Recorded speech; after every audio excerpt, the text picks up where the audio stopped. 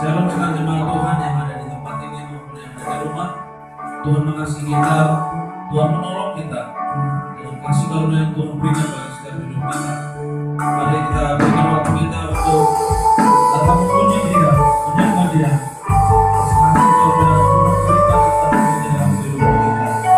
Terima kasih Tuhan.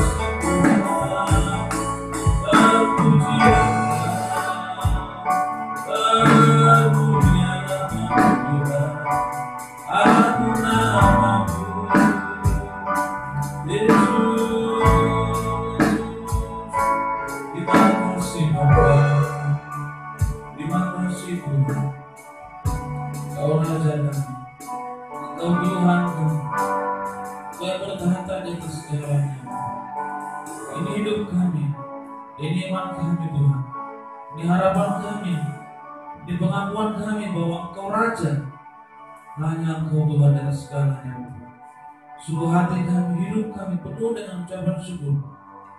Betapa kasih-Mu yang terus-menerus kami nikmati hingga sampai saat ini, Bapa. Terima kasih Tuhan. Dalam Engkau hadir juga tengah-tengah ibadah kami. Tuhan tolong kami, kuasai hidup kami, layakan kami Tuhan. Teruskan hidup kami Bapa, untuk datang kepada-Mu. Terima kasih Tuhan. Berkati Bapa mulai awal, pertengahan hingga berakhirnya. Tuhan yang menolong kami, Tuhan juga menolong sedang jemaat-Mu. Berkati mereka. Tuhan kasih hidup mereka Bapa.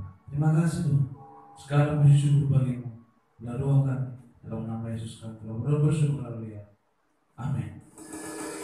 Shalom sedang jemaat yang kasih Tuhan. Tak henti-hentinya kita mengucap syukur kepada Tuhan. Karena Tuhan luar biasa kasih kita.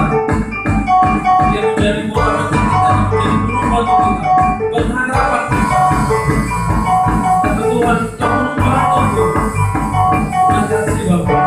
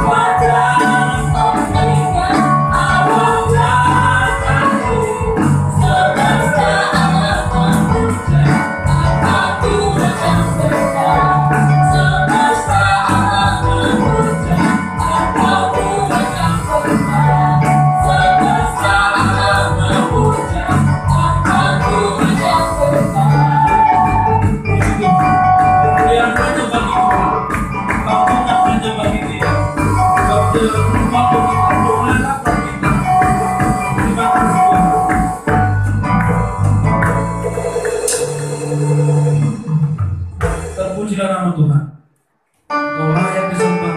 Pujilah Allah atas keselamatan kita, telah hidup untuk menolong setiap hidup kita.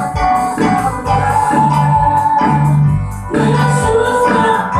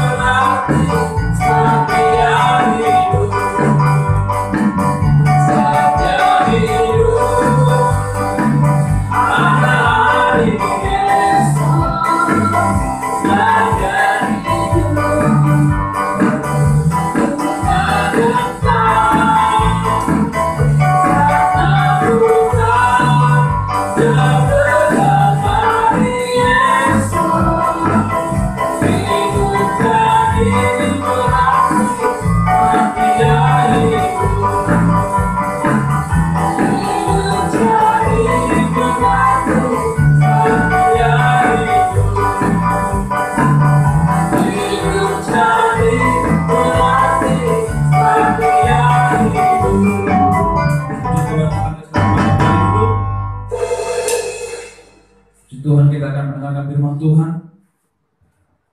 Kita siapkan hidup kita untuk diisi oleh firman Tuhan. Kita mau dikuatkan oleh firman Tuhan sehingga hari-hari kita kuat dalam menjalani setiap pergumulan kita.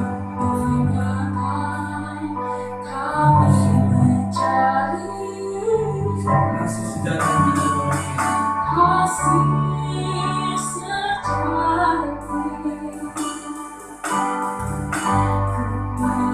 kebanyakan kami bersatu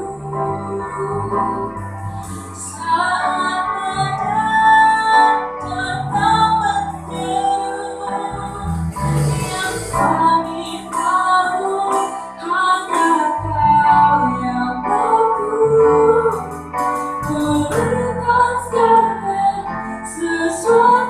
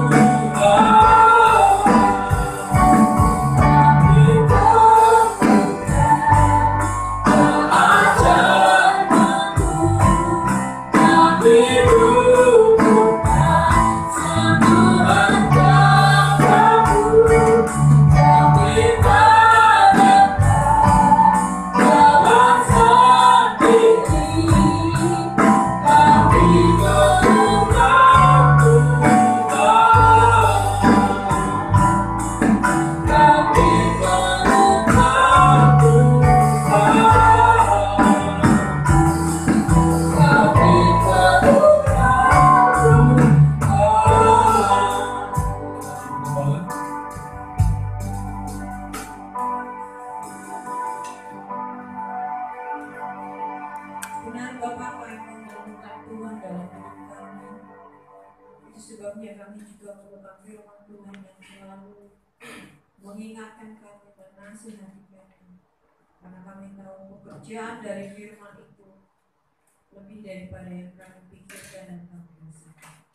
Ajari kami Tuhan untuk selalu menantikan dan merindukan untuk mendengarkan firman Tuhan. Dengan begitu juga kami percaya Roh Kudus akan memampukan kami untuk melakukan segala firman Tuhan yang kami dengarkan.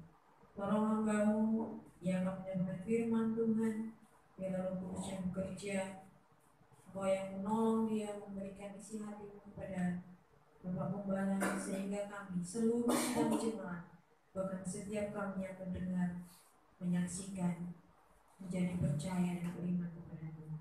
Terima kasih Bapak yang baik.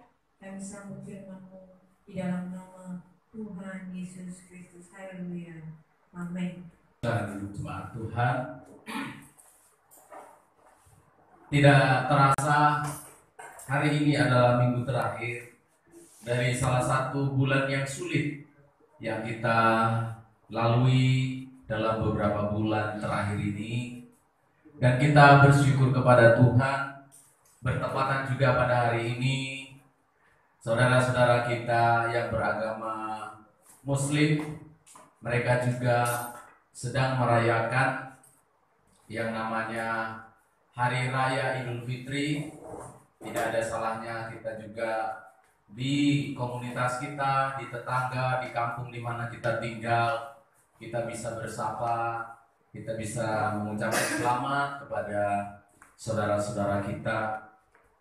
Walaupun memang saya mendengar dari teman-teman kita yang beragama Muslim, mereka mengatakan Lebaran kali ini akan berbeda, akan terasa sangat berbeda. Karena apa? Salah satunya karena tidak bisa lagi memberikan kontak fisik, salam seperti bagaimana biasa pada tahun-tahun yang lalu, tetapi hanya dari jarak jauh. Yang mungkin juga bisa saja terjadi hal yang sama akan kita alami ketika kita merayakan Natal tahun baru pada tahun ini. Kita akan memberikan salam dari jarak jauh. Ya, relasi kita sedikit agak harus terganggu. Hubungan kita dalam keluarga sesama handai tolan agak berbeda. Tetapi saya mau katakan, yang namanya relasi, hubungan tidak selalu berbicara harus dengan cipika-cipiki, harus dengan bersalaman, kontak fisik. Yang namanya relasi itu tidak melulu berbicara tentang hal yang fisik. Tetapi relasi itu selalu berbicara tentang hati. Relasi itu tidak dibatasi oleh jarak, tidak dibatasi oleh tempat atau waktu. Namanya relasi itu selalu dibangun karena hati dan ketulusan. Amin saudara. Nah demikian halnya dengan hubungan kita dengan Tuhan. Hubungan kita dengan Tuhan itu adalah relationship, relasi. Yang dalam bahasa Indonesia disebut hubungan, tetapi yang saya maksudkan hubungan kita dengan Tuhan adalah relasi. Relasi yang saya maksudkan bukan sekedar hubungan agamawi, tetapi berbicara tentang hati. Mari pada pagi hari ini, menjelang siang hari ini, sidang jemaat, kita akan diberkati oleh firman penggembalaan dari Kisah Para Rasul pasal yang ke-7, ayat yang ke-42 sampai 51. Kita akan melihat bahwa hubungan yang diinginkan oleh Allah antara kita dengan Allah adalah relationship yang dibangun dengan hati, yang dibangun dengan ketulusan hati kita. Mari kita membaca dari ayat yang ke-42 sampai ayat 41. Saya rindu jemaat juga ikut membaca seluruhnya. Ayat yang ke-42 sampai ayat yang ke-51. Kita baca bergantian. Saya terus akan ingatkan jemaat sebagai gembala. Iman saudara muncul dari membaca firman, mendengar firman. Jadi kalau saudara mengabaikan, melewatkan ketika membaca firman, saya ragu saudara memiliki iman. Saudara hanya terkesima dengan penjelasan saya, ilmu komunikasi saya, dan itu tidak menimbulkan iman. Perhatikan baik-baik. Ketika pendeta mengatakan mari kita baca, itu waktunya makan. Itu waktunya yang paling kamu tunggu-tunggu harusnya. Jangan malah alakah membaca lagi, kapan dijelaskan. Tidak saudara, saya harus sebagai gembala, karena saya belajar firman Allah, membaca dan mendengar firman, itu yang menemukannya. Mari kita baca 42, saya baca jemaat 43 dan seterusnya. Maka berpalinglah Allah dari mereka dan membiarkan mereka beribadah kepada bala tentara langit, seperti yang tertulis dalam kitab nabi-nabi. Apakah kamu mempersembahkan kepadaku korban sembelihan dan persembahan selama 40 tahun di padang gurun itu, hai kaum Israel? Tidak pernah membakar musuh sendiri Allah. Patung yang kamu buat itu untuk disembah. Aku akan membawa kamu ke dalam buangan sampai seberang ke sana. Kemah kesaksian ada pada nenek moyang kita di padang gurun, seperti yang diperintahkan Allah kepada Musa untuk membuatnya, menurut contoh yang telah dilihatnya. Kemah itu yang diterima moyang kita dan dengan pimpinan Yosua bahwa masuk ke tanah ini, yaitu waktu tanah ini direbut dari bangsa-bangsa lain yang dihalau Allah dari depan nenek moyang kita. Demikianlah sampai kepada zaman Daud. Daud telah mendapat kasih karunia di hadapan Allah, dan ia memohon supaya ia diperkenankan untuk mendirikan suatu tempat kediaman bagi Allah Yakub. Tetapi yang Maha Tinggi tidak diam di dalam apa yang dibuat oleh tangan manusia, seperti yang dikatakan oleh Nabi. langit adalah takut dan bumi adalah buah kakiku.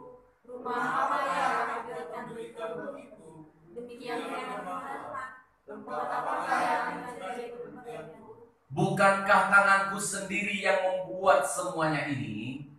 Hai orang yang keras kepala dan tidak berbesar hati dan pimpinan, kamu selalu memegang Roh Kudus, sama seperti nenek moyangmu. Demikian juga kamu. Semakin keras khotbah yang disampaikan oleh Stefanus ini, semakin keras. Setiap minggu kita mendengar semakin keras sampai kepada kamu keras kepala, tidak bersunat hati dan telinga, menentang Roh Kudus dan seterusnya.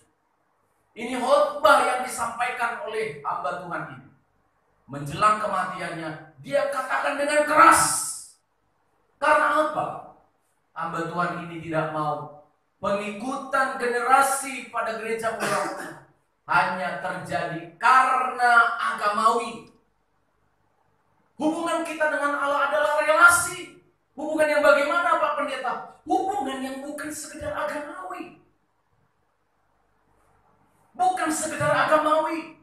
Tidak berbicara tentang liturgi. Maka kalau saudara hari-hari ini, liturgi gereja kami di GPT ingin saya yang paling surgawi. Kasihan kamu. Tidak bicara liturgi. Kami yang masih Protestan yang masih Tuhan Allah adil pada kami yang surgawi. Astaga. Lalu yang lain mengatakan, kami nih yang menjelang Yesus naik ke surga 10 hari pencurahan Roh Kudus, kami doa semalam suntuk. Ya suntuk lah kita. Makanya sering suntuk. Harusnya doa semalam penuh kan? Doa semalam suntuk ya suntuk. Itu yang benar, itu yang surgawi. Saya kira tidak. Kalau kita membuat liturgi terpujilah Tuhan. Doa semalam penuh, doa semalam suntuk kayak istilahnya, oke lah. Lakukan itu. Tapi jangan katakan gereja yang sana itu tidak masuk surga itu, tidak menerima Roh Kudus itu. Hanya kami yang menanti-nantikannya 10 hari ini yang menerima Roh Kudus. Bukan masalah itu. Bukan sekedar agamawi. Ayat 42 sampai 43 jelas sekali disampaikan oleh Stefanus apa? Kamu mempersembahkan korban, tetapi Allah tidak berkenan. Ada perbedaan saudara, mempersembahkan korban dengan mempersembahkan hidup. Yang diinginkan oleh Allah hubungan kita dengan Allah, pengikutan kita dengan Allah bukan berhenti pada persembahan korban. Bangsa Israel disebutkan, selama 40 tahun engkau berjalan di padang gurun, engkau mempersembahkan korban, tapi diberitahu sama Tuhan, bukan. Kaget. Sampai hari ini masih banyak hamba Tuhan yang kaget ketika ayat ini dibaca. Apalagi kita orang-orang pengajaran tabernakel. Kaget. Jadi yang diusung oleh bangsa Israel disebutkan oleh firman Allah selama 40 tahun berjalan di padang gurun, bukan mengusung tabernakel, bukan mempersembahkan korban. Lalu apa? Moloch. Tabernakel Moloch diwariskan. Loh kan pasti kan mereka ngangkut tabernakel. Betul. Secara fisik mereka masih beribadah dengan membawa tabut perjanjian di pundaknya. Mereka bawa selama 40 tahun. Hidup Allah yang hidup hidup. Ada tabut perjanjian di mana Allah tinggal di dalamnya. Tapi saudara perhatikan, Allah hanya ada di pundak, di luar. Dewa Moloch dan dewa Refat ada di dalam di dalam. Saudara perhatikan baik-baik. Dewa Moloch ini adalah dewa kesuburan tanah. Dewa kesuburan tanah, kemakmuran bagi bangsa Amon dan bangsa-bangsa yang ada di sekitar mereka. Ternyata, kalau saya amati ayat ini, dalam khotbah Stefanus yang begitu berapi-api luar biasa ini, saudara perhatikan. Orang-orang yang beribadah kepada Allah hanya ingin memanfaatkan Allah untuk apa? Banyak. Dalam konteks ini, dewa Moloch salah satunya untuk kemakmuran mereka. Mereka mengenakan pakaian kekristenan. Mereka mengenakan pakaian pelayanan. Mengenakan pakaian yang menyebutkan Allah Tritunggal masih sama. Yesus Kristus masih sama. Tetapi di dalam hatinya terukir apa? Uang, dolar. Sehingga apa yang terjadi? Beribadah kepada Tuhan untuk kemakmuran. Beribadah kepada Allah, mempersembahkan korban kepada Tuhan untuk gambling. Untuk apa? Untuk sesuatu. Mereka memotong sapi sih, mereka memotong kambing masih sih, memotong terkubur yang miskin masih sih. Tapi yang ada di hatinya apa? Berkali-kali lipat Tuhan gantikan. Ya toh? Potong sapi dapat gajah. Potong terkukur dapat ayam minimal. Saudara perhatikan. Pedihnya hati Tuhan. Sampai-sampai dia katakan, nabi-nabi mengatakan, apakah engkau selama perjalanan di padang gurun 40 tahun mempersembahkan korban? No way. Bayangkan 40 tahun yang sia-sia. Mau ditambah berapa kesia-siaanmu mengikut Tuhan? Kalau saya menyarankan kepada jemaat, janganlah disia-sia. Amin saudara. 40 tahun sia-sia. Wah, sedih sekali hatiku. Saya sekarang berumur 41 tahun. 41 tahun sia-sia Tuhan. Saya melayani Tuhan 20 tahun, 22 tahun lebih. Terjun dalam dunia pelayanan. Sia-sia Tuhan. Ketika saya merenungkan ini, jadi jawab di dalam hati saya. Renungkan sendiri dong. Motivasimu jadi pendeta apa? Motivasimu mempersiapkan khotbah-khotbah itu apa? Masakan toh sia-sia Tuhan. Aku punya anak 2. Masakan sia-sia toh Tuhan. Aku punya jemaat, kalau ada 70 orang, masakan sia-sia. Tetapi dicatat sama Tuhan dengan teliti, dengan jelas.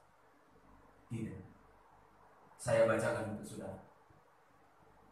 Apakah kamu, ini tanda tanya, apakah kamu, tanda tanya, pertanyaan retorika yang dijawab sendiri oleh pembicara. Ini pertanyaan Allah. Apakah kamu mempersembahkan kepadaku, Kanya besar, korban sembelihan dan persembahan selama 40 tahun di padang gurun? Hai kamu Israel. Dijawab 43. Dijawab sendiri sama dia. Karena dia maha tahu. Gak perlu kamu jawab. Kamu bohong nanti. Dijawab sama Tuhan. Jawabnya apa? Never. Saya kira tidak. Gak selalu. Dia bilang never. Apa artinya never? Orang pernah. 40 tahun mempersembahkan berapa duit yang habis, berapa korban yang banyak begitu dipersembahkan, berapa imam-imam pendeta-pendeta yang melayani selama 40 tahun. Lalu Tuhan katakan, tidak, gak cukup sampai di sana, ada paradoks lagi. Yang kamu bawa itu dewa. Wih. Tuhan, ampuni kami Tuhan. Ampuni saya sebagai hamba Tuhan. Masakan sia-sia semua. Saya mau katakan mengakhiri bulan 5 ini Tuhan, jangan sia-sia Tuhan. Selidikilah hati kami ya Tuhan. Sepanjang bulan ini kami melayani dengan cara seperti ini. Apa yang ada di hati kami? Sungut-sungutkah? Apa yang ada di hati kami? Duka citakah? Apa yang ada di hati kami? Terpaksakah? Tuhan yang menilai semua. Ternyata Tuhan kita tidak diam. Dia lihat dengan detail hati. Dia lihat dengan persis. Gembala Musa, imam besar Harun bisa tidak tahu. Tetapi Tuhan sangat tahu. Presiden kita namanya Presiden Jokowi. Rakyat Indonesia 230 juta. Coba, nama presidennya Jokowi. Tetapi yang kita hormati Presiden Filipina. Coba. Nama presiden kita Pak Jokowi. Tapi yang kita hormati, yang kita puja-puja itu Presiden Amerika Serikat Donald Trump. Atau Presiden Rusia Vladimir Putin. Atau bahkan ada Presiden Korea Selatan Kim Jong-un.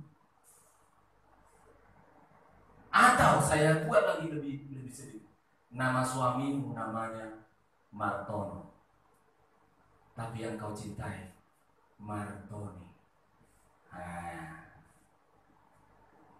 Jalan 40 tahun dalam pernikahan. Setelah ulang tahun pernikahan ke-40 ditanya, kenapa Bapak masih setia mencintai istrinya ulang tahun ke-40? Kok begitu setia sampai sekarang? Oh, karena apa? Karena saya lupa nama istri saya itu siapa. Jadi selama ini yang kamu cium, yang kamu sayang itu siapa? Saya juga tidak tahu. Pokoknya ketika saya datang ke rumah, yang saya lihat gambarnya Siti Nurbaya. Itulah yang saya cintai. Saudara mengerti maksudnya? Ini kondisi kehidupan kita seperti itu. Kita mengatakan Yesus Tuhan. Kita berseru ya Tuhan, menyembuhkan orang yang sakit dalam nama Yesus, membuat mujizat dalam nama Yesus. Tapi Tuhan katakan, pendeta teriak-teriak nama Yesus, tapi Tuhan katakan, siapa kau? Aku tidak mengenal kamu. Hanya engkau pembuat kejahatan. Ayat yang ke-43b. Saudara perhatikan. Bangsa Israel menilai mereka bisa mengelabui Tuhan dengan asap-asapnya korban yang harum-harum. Dikira hidungnya Tuhan kayak hidung kita. Kalau pas kita lihat di jalan ada kipas-kipas sate, asap-asap itu. Wah, sudah puas wanita hamil yang tidak lega. Gitu. Lagi tidak punya uang, tidak apa-apa, lewat aja dari sate. Kipas-kipasnya, asap-asapnya daging itu sudah memuaskan. Bangsa Israel begitu, saudara. Ketika mereka memotong sapi, menyembelih domba-domba, lalu asapnya hangus naik di hadapan Tuhan. Lalu Tuhan menciumnya. Harum. Gak jadi wes, gak jadi dihukum. Saudara perhatikan.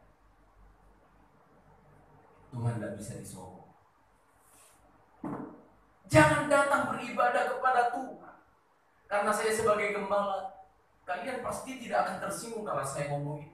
Kalau pendeta lain mungkin ya. Tapi karena gembala, pasti kalian makin mencintainya. Haleluya. Jangan datang ke gereja membawa persembahanmu kepada Tuhan. Kalau dulu domba, sapi, kambing terkumpul. Kalau sekarang kita membawa rupiah. Kalau di desa-desa ada yang membawa hasil tanaman, hasil kebunnya. Apapun bentuknya, namanya persembahan korban.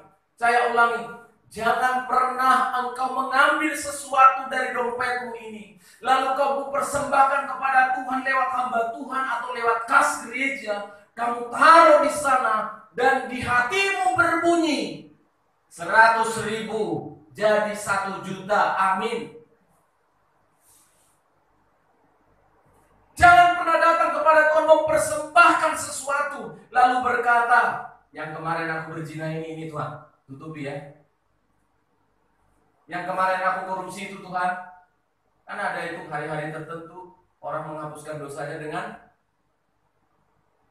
sesuatu. Dari hasil korupsinya 1 miliar, dia kasih 100 juta untuk menghapuskan dosanya.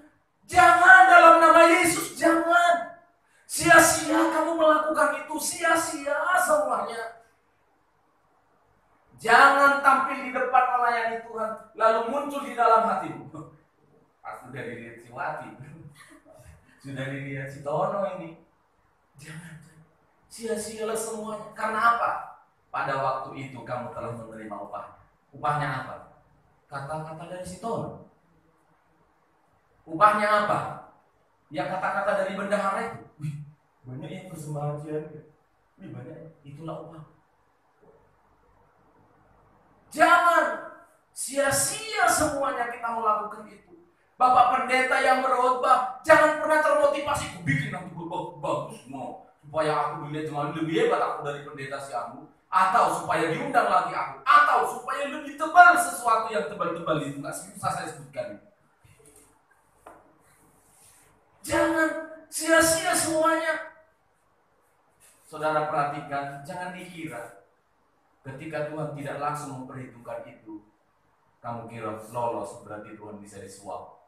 Lolos berarti Tuhan bisa ditipu. Saudara perhatikan ayat 43b. Di sana kau kubikin, di sana kamu kubuang jauh di Babel. Kamu dibuang jauh dari hadapan.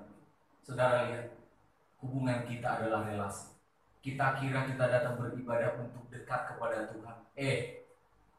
Dari sisi Tuhan malah jauh kamu dibuang ke Babel. Jauh, kamu sedang mendekat dari Mesir, menjauhi Babel, mendekati Kanaan. Tapi di hatinya Tuhan apa? Kamu makin jauh. Wah, saya bilang mengerikan sekali kita. Kita kira kita sudah rohani, tapi ternyata dalam pandangan Allah kita makin jauh dari Allah. Maka saya katakan kepada sidang jemaat, kepada keluarga saya dan kepada kita sekalian, bukan agama, bukan liturgi, bukan berbicara tentang liturgi, bukan berbicara tentang agama, tetapi poin yang kedua, relasi berbicara tentang hati. Mari kita baca sekali lagi ayat 44 ayat sampai 50. Ini seruan hati Tuhan. Ayat 44 sampai 50. Tolong cowok baca yang keras. 1, 2, ya. Kemah kesaksian ada pada nenek moyang kita di padang gurun. Ya. Seperti yang diperintahkan Allah kepada Musa untuk membuatnya menurut contoh yang telah dilihatnya. Kemah itu yang diterima nenek moyang kita dan yang dilakukan pimpinan Yosua dibawa masuk ke tanah ini. Ya. Yaitu waktu tanah ini direbut dari bangsa-bangsa lain yang dihalau Allah dari depan nenek moyang kita. Terus Demikianlah sampai kepada zaman Daud. Daud telah mendapat kasih karunia di hadapan Allah dan ia memohon supaya ia diperkenankan untuk menjadi suatu tempat kediaman. Tetapi semua yang memberikan sebuah rumah untuk Allah. Tetapi yang Maha Tinggi tidak diam di dalam apa yang dibuat oleh tangan manusia. ya, Seperti yang dikatakan oleh Nabi, langit adalah tahtaku langit tahtaku, dan bumi adalah tumpuan bumi kakiku. tumpuan kakiku. Rumah apakah yang akan kamu dirikan bagiku? Terima kasih, terima kasih, terima kasih. Berbicara tentang hubungan kita dengan Tuhan, itu adalah relasi tentang hati. Relasi tentang hati. Sedikit saya sebagai seorang suami yang memiliki istri, saya sudah punya pengalaman sedikit dalam belasan tahun ini. Rupanya dalam pernikahan ini tidak bisa dibangun hanya dengan apa? Berikan rumah untuk istri, berikan dapur untuk istri, belikan pakaiannya, lalu apa lagi kebutuhannya? Belikan make upnya, apalagi kebutuhannya? Kasih makan anak-anaknya, apalagi bawa jalan-jalan dia sekali setahun, sekali seminggu. Ternyata bukan saudara. Hubungan itu selalu berbicara tentang hati. Karena siapa? Martono dan Bambang juga bisa melakukan itu. Bisa ngasih rumah, bisa ngasih mobil, bahkan mungkin bisa lebih dari yang saya kasih. Tapi harus berbicara dengan hati. Saya harus ada waktu-waktu tersendiri untuk bicara dari hati ke hati dengan dia. Makanya saling melotot gitu kan. Karena dari hati ke hati kan. Hati kita yang berbicara kan. Harus ada waktu kami berdua. Harus ada waktu. Dia tidak harus dia kelihatan dari hati ke hati, bukan. Tidak bisa saya ceritakan. Kadangkala sambil nonton TV, ya di situ kita ngomong, saling dorong-dorongan gini, kamu ini. Itu dari hati ke hati. Dengan Tuhan ternyata juga begitu. Hubungan kita dengan Tuhan bicara tentang hati. Seperti apa, Pak? Seperti yang dilakukan oleh para saksi-saksi. Dan yang kedua, seperti yang diinginkan oleh Tuhan. Ini saksi seperti apa, Pak? Yang pertama disebutkan Musa. Seperti Musa yang telah menerima kemah suci, tabernakel itu menurut contoh dari apa yang ada di surga. Ibadah yang berbicara tentang hati, dia menyinggung tentang Musa. Ketika dia naik ke Gunung Sinai, lalu Tuhan memberitahu kepada dia, Musa, bangun tabernakel seperti yang ada di surga. Buat konsep ibadah seperti yang ada di surga. Perhatikan baik-baik. Berbicara tentang konsep ibadah harus sesuai dengan contoh yang ada di surga. Yaitu apa? Contoh yang dilihat Musa apa? Tabernakel. Makanya saudara bersyukur loh jadi jemaat di gereja Pentekost Tabernakel. Karena Alkitabi.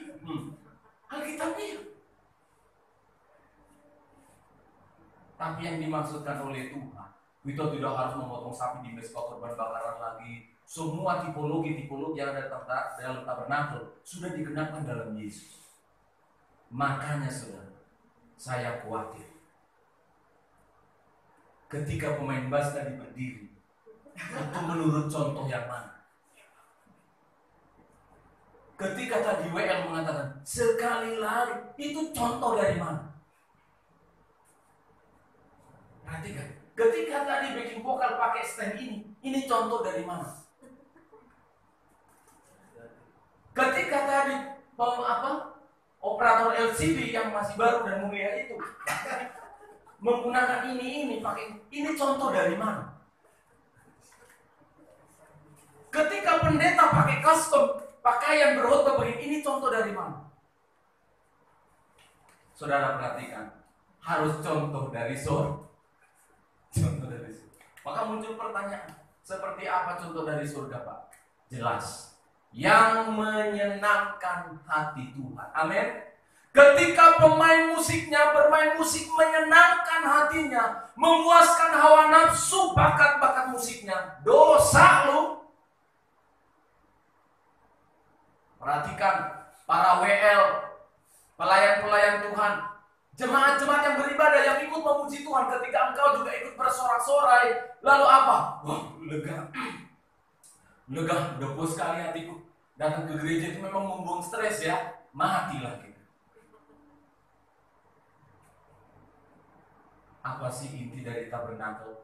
Hanya satu, Keluaran 25. Keluaran pasal yang ke-25 ayat 8 dan 9. Buatlah bagiku tempat suci. Buatlah bagiku tabernakel. Apa saudara?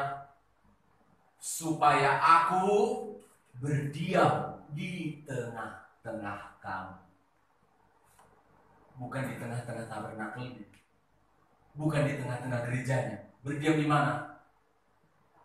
Dia selalu konsen pada orang. Pak Stefan berpakaian menurut Alkitab sopan, memuliakan Allah. Ini sopan di Indonesia. Ini menurut contoh yang menyenangkan hati Tuhan, sopan.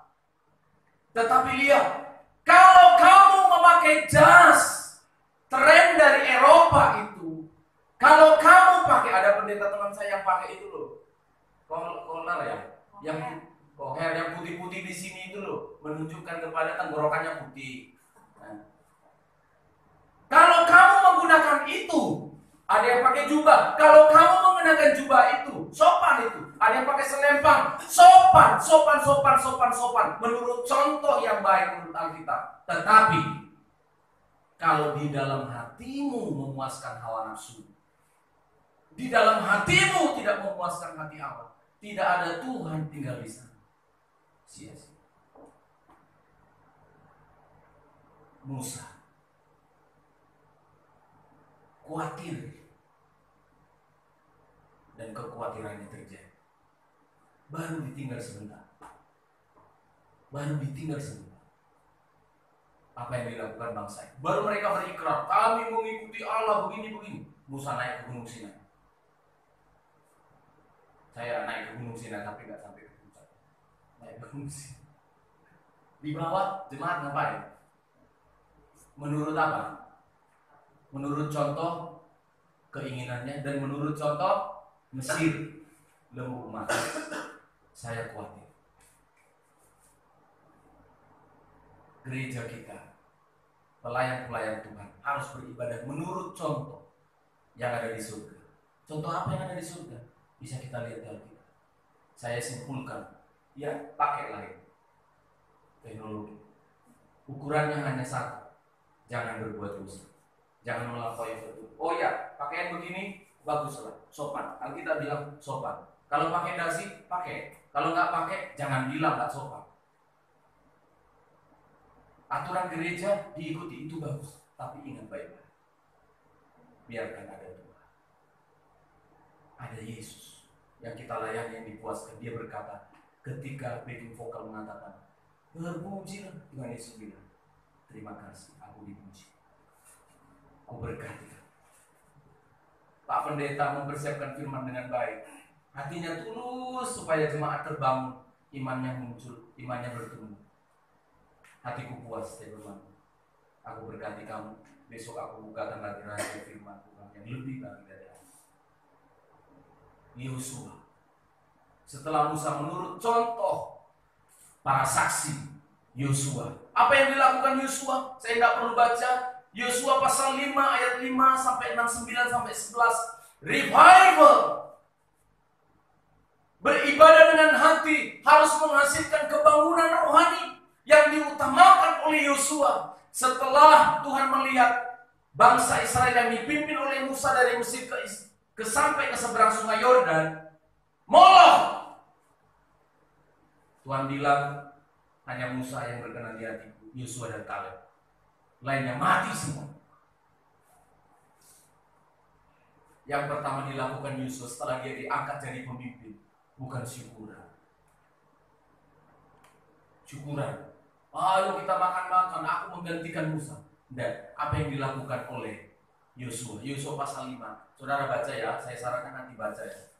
Dia melakukan kebangunan rohani. Yang pertama yang dilakukan adalah sunat sebagai tanda memutuskan celah dari Mesir selama 40 tahun.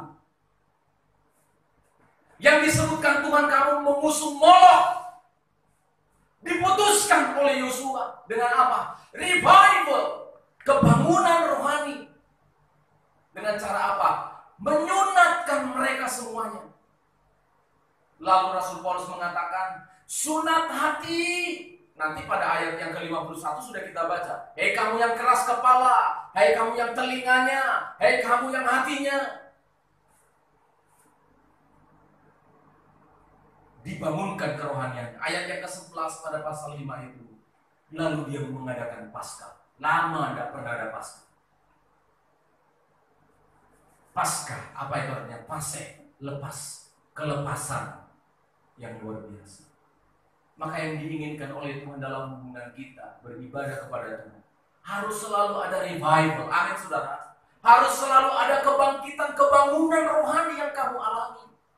Jangan datang, pulang sama terus.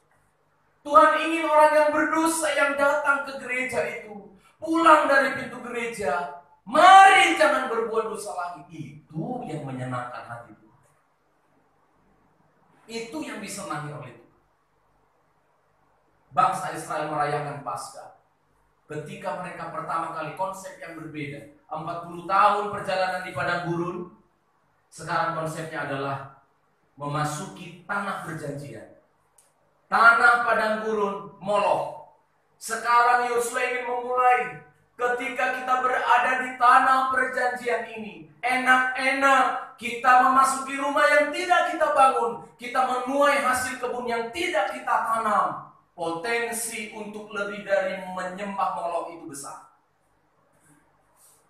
Orang sedang di padang gurun saja menderita mengusung Molok.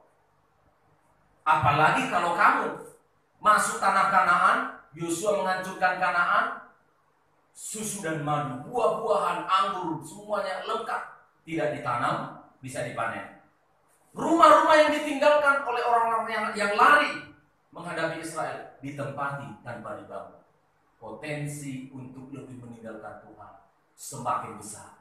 Yosua sebagai pemimpin melihat ini, lalu dia mengadakan satu perjanjian. Putuskan celah Mesir dengan sunat. Putuskan celah Mesir, dosa-dosa Molok dengan Paskah sama-sama. Yang sampai hari ini yang masih kita lakukan adalah Paskah dan sunat hati. Ini sudah terjadi kebangunan rohani. Inilah yang diinginkan oleh Tuhan. Kembali ke Kisah Rasul tadi, ayat 48 sampai 50. Kamu ingin mendirikan rumah? Bagus itu, Daud. Tapi rumah kayak apa yang mau kamu bangun? Langit adalah tahtaku, bumi adalah tumpuan kakiku. Yang aku inginkan, yang aku mau dari kamu. Rumah yang lebih besar dari bumi ini, di mana aku bisa muat masuk di dalamnya. Apa namanya? Hati. Ajaib. Tuhan katakan, langit adalah tahtaku, bumi adalah tumpuan kakiku. Rumah kayak apa yang bisa muat? Punyaku semuanya ini. Tapi dia ingin mengatakan, ada satu tempat yang lebar, yang aku suka, yang aku tinggal, aku mau di sana. Lewat Roh Kudusnya. Apa itu, saudara? Hati. Ayat yang ke-51 disebutkan, jangan keras kepala, sunatlah hatimu, sunatlah telinga. Mari kita baca ayat terakhir. Ayat 51. Ini yang diinginkan oleh Tuhan. Kita mungkin belum punya gedung permanen, bahkan gedung yang mewah besar. Tidak apa-apa, saudara. Tidak apa-apa. Dia tetap tidak mau tinggal di situ. Yang dia inginkan adalah hati. Hati. Ayat 51. Saya juga mau membaca. Ayat 51 Kisah Rasul 7:2. Ya. Hai orang-orang yang keras kepala dan yang tidak bersunat hati dan telinga, kamu selalu menentang Roh Kudus, sama seperti nenek moyangmu, demikian juga kamu. Tuhan pengen kepalamu jangan keras. Ya, keras coba pukul. Keras. Ya kalau nggak keras, malah sakit. Maaf, apa yang dimaksud? Ini metafora, ini majas. Majas metafora yang mengatakan apa sih? Jangan keras kepala. Mbok bisa dibilangin. Kalau Bapak Gembala kan yang ngomong gini kan agak enak. Pindah gereja. Kamu jangan keras kepala, kalau dibilangin denger. Makanya kamu kayak gini ya, langsung besoknya bawa tikar kita ini. Minta persembahan kita, ini daftarnya kemarin. Minta semua dari bendahara itu. Tapi bukan saya. Tuhan bilang, jangan atos. Jangan keras kepala, mau dibilangi. Karena Tuhan ketika dia mengatakan sesuatu supaya kamu diberkati. Amin saudara. Mau dibilangi. Masa 40 tahun tidak bisa dibilangi.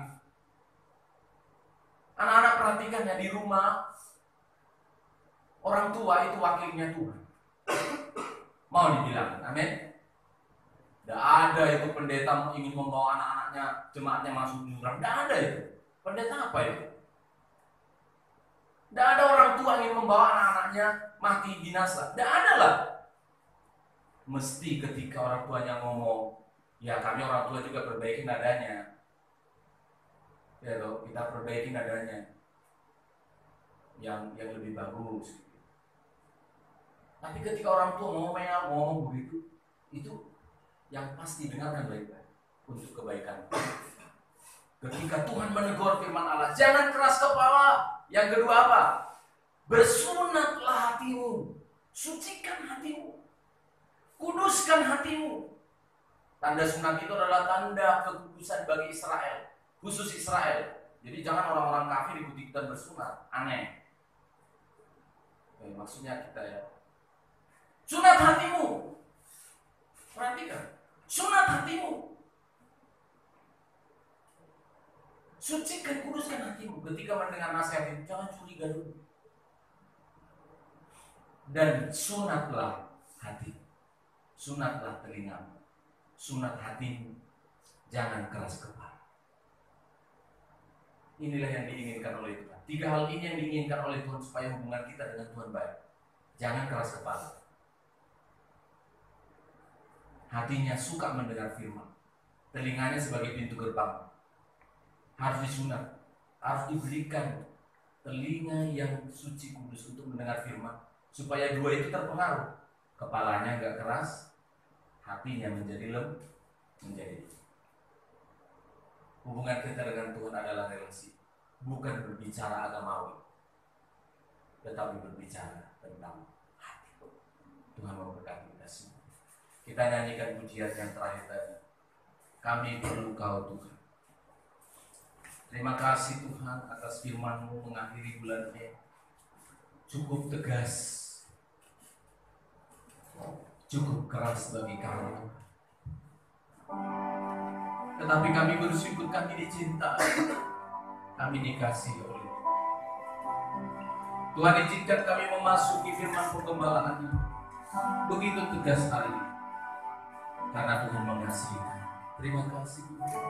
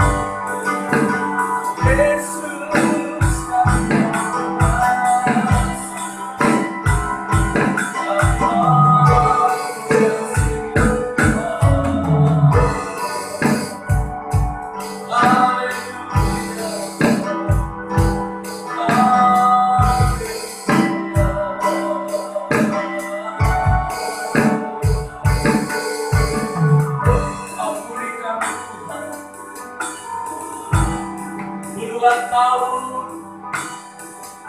umatmu membuat hatimu sedih, tapi engkau tetap mengasihi mereka. Mungkin belasan tahun kami telah mengikutmu, melayanimu, dan engkau mencatat semuanya, Tuhan. Ada banyak motivasi-motivasi yang salah.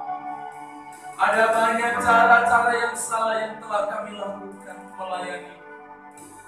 Ampuni kami Bapa. Kami mau berubah. Kami mau dibilangin oleh Tuhan. Kami mau diarahkan oleh Tuhan. Maka tolong hamba-Mu sebagai kepala sidang. Tolong seluruh majelis dan seluruh sidang jemaat, agar kami mau diberitahu, agar kami mau diarahkan. Ternyata semua untuk kebaikan kami. Ampuni kami, seringkali kami telah mengecewakan-Mu. Kami telah memanfaatkan Tuhan dengan berkedok gereja rohani. Ampuni kami memanfaatkan-Mu lewat persembahan-persembahan yang kami berikan. Kami menyogok Tuhan. Kami menipu Tuhan. Kami membuat motivasi yang salah. Tuhan, hubungan kita bukan sekedar liturgi. Tuhan, hubungan kita bukan sekedar agama. Tuhan, Engkau ingin hati kita saling berpadu. Engkau ingin hati itu. Engkau diami, Engkau tempati, Engkau miliki sepenuhnya. Maka kami persilakan Engkau memiliki hidup kami, Tuhan. Karena kami ciptaan-Mu, milik-Mu, Tuhan. Hamba berdoa, Tuhan, biarlah hati seluruh majelis menjadi milik kepunyaan-Mu, Tuhan. Hamba berdoa seluruh sidang jemaat, anak-anak kami, hati mereka, Tuhan, jadi milik-Mu, bukan menjadi milik dunia ini, bukan menjadi milik gadget, Tuhan. Biarlah mereka, hati kami seluruhnya menjadi milik kepunyaan. Karena itulah yang Engkau inginkan. Hati kami, dunia ini tidak cukup memuat kebesaran-Mu, tapi hati yang kecil dan tulus ikhlas sangat-sangat cukup untuk Engkau berdiam di dalam. Ini hati kami, Tuhan. Ini hidup kami. Segala puji syukur bagi Tuhan yang memperhatikan sidang jemaat-Mu yang kecil mengakhiri bulan Mei. Mari bertumbuhlah firman-Mu. Tidak ada yang sia-sia, Tuhan. Firman-Mu telah jatuh, ditaburkan, dia akan bertumbuh dan berbuah di dalam nama Tuhan Yesus Kristus. Haleluya. Amin.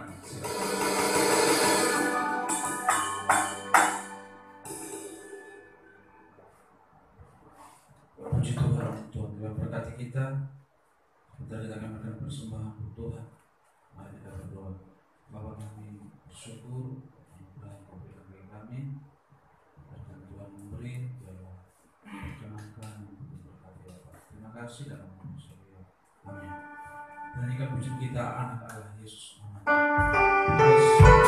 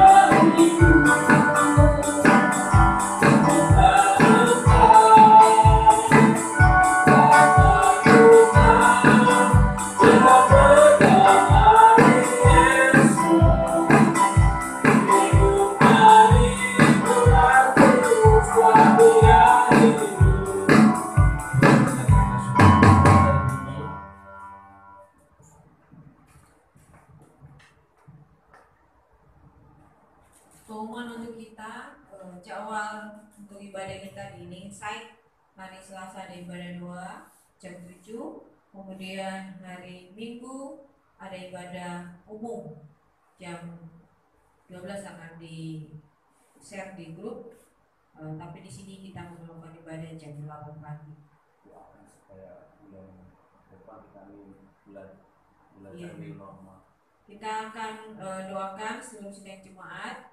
Rencananya kita akan memulai ibadah new normal lagi bulan Juni dengan melakukan protokol dari pemerintah. Jadi kita akan mengadakan ibadah secara langsung di tempat ini. Nanti akan diatur bagaimana caranya, akan kami infokan kembali. Tapi Juni harapannya kita sudah bisa beribadah normal lagi. Untuk sementara akan kita lakukan di Sedadi dulu. Itu saja informasi yang bisa kami sampaikan. Jika ada perubahan-perubahan akan kami share di grup. Demikian kami serahkan kepada Bapak kembali.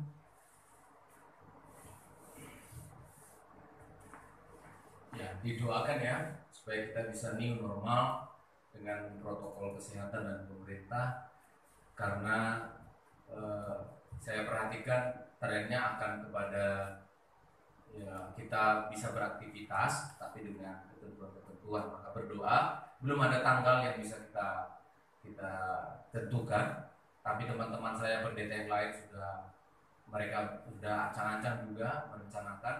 Saya pikir juga kita sudah mulai bisa mendoakan. Tuhan tolong semua. Mari kita akhiri ibadah kita.